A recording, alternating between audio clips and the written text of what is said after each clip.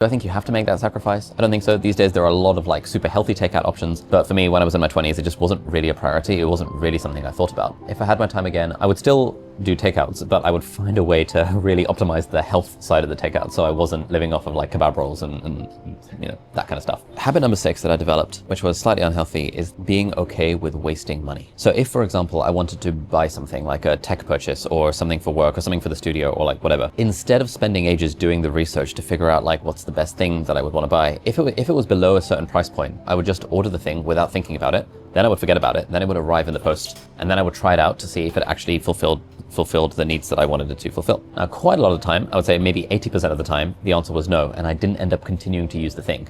And so then I've got this tech, which I've just bought, that's just sort of sitting there doing absolutely nothing. And so I would either give it away to a charity shop. I had like a donations box where I would like drop things off to Oxfam every now and then, or I would give it away to a friend, or if it was something low value, I would just stick it in the bin. Now, the benefit of adopting this kind of attitude into your life is that, again, you just get very, very ruthless about how you are spending your time. And if you think something is not worth your time, then you don't bother doing it, which means that you probably have more time to be able to focus on like revenue generating activities in your business. The downside is that it ends up creating waste. It's probably bad for the environment, and it's probably not good for the soul to just be able to press a button and buy whatever you want and then try it out and then almost like discard it. And I would reason with myself. I'd be like, oh, I'm giving it away to a charity shop, or I'm giving it away to a friend, and like, so it's not like fully wasted. But even so, there is something about that wastage that is probably suboptimal for the soul.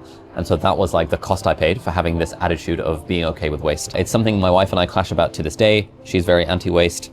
I am still struggling to unlearn the habit of like being quote wasteful when it comes to like buying things, because I'm still ingrained in the mindset of like, well, why would I bother spending 2 hours doing the research if it's like it's not worth the time of doing the research, you know all of that kind of stuff. And then habit number 7 relates to this point of, is this worth my time? Now, there is advice in the world of entrepreneurship that says that you should figure out what is your effective hourly rate or your aspirational hourly rate. So if, for example, my hourly rate is $100 an hour and I've ordered a $25 thing, but it would take me half an hour to like try and return the thing if I don't actually need it, that half an hour is costing me $50, but I'm only getting back $25. And so why would I bother? You know, that kind of idea. I thought this was great because I realized I figured out what my effective hourly rate was based on how much money I was making in the business at the time when I was in my early 20s. I figured out what my aspirational hourly rate was, which was a lot higher than that. And it gave me license to just to not do a lot of things and to be okay with like wasting a lot of money, because I reasoned that it wasn't worth the hourly rate. The benefit of this is that you then actually delete quite a lot of errands and chores here and there that actually end up taking quite a lot of time. So for example, based on this was why I decided to hire a cleaner fairly early on in my like professional career. However, as with all of these habits, it does come with a cost. And the cost is that it becomes very easy to start thinking of everything in life from this lens of what is the hourly rate. I tried my best when I was a wee lad to not over apply this particular razor, to not think about it in context of like friendships or relationships or anything like that, because you really don't want to be starting to think of like, oh, well, you know, I hung out with my mate for 2 hours. That's 500 pounds that I've just wasted. You know, you really don't want to be thinking in those ways, but it is hard. It is something that you have to actively fight against. And it sort of runs the risk of turning time that you spend on anything into a pure time equals money kind of trade.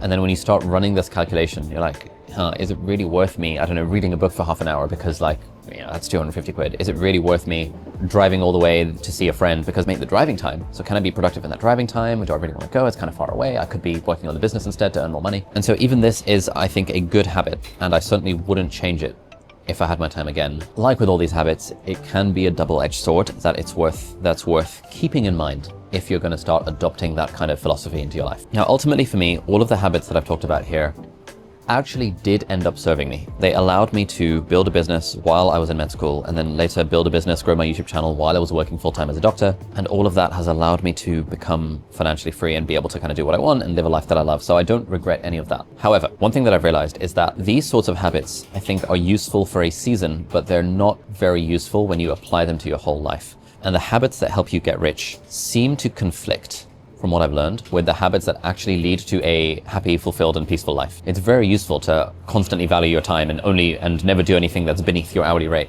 when you are trying to build a business. But man, if you're trying to run a household, if you're married and you have a wife and you have a child and like stuff in the household needs to be done and you're running everything by that calculation of like, is this really worth my time? Takes you to places that you don't really want to get to in your relationship. When I speak to entrepreneurs who are much older than me, like in their 50s or 60s or whatever, almost all of them say that like, it's okay to take a break on the weekends. And in fact, it's a good thing because like it helps you come up with more creative ideas and it helps you rejuvenate you and rest and all that kind of stuff. Like no one who is in their like 50s or 60s that I've spoken to about this says, even once you've made it, you're still like grinding away on the weekends and stuff, even while you have like a wife and a kid. It sort of feels like the muscle of being productive and grinding away on the business is like, for me, that muscle has been overtrained. So it's sort of like unlearning that is not as straightforward as I would have thought it would be.